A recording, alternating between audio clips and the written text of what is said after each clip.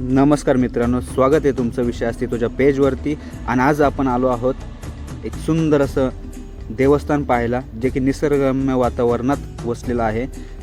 ते म्हणजे भोलेनाथ व श्री भैरवनाथ जागृत देवस्थान.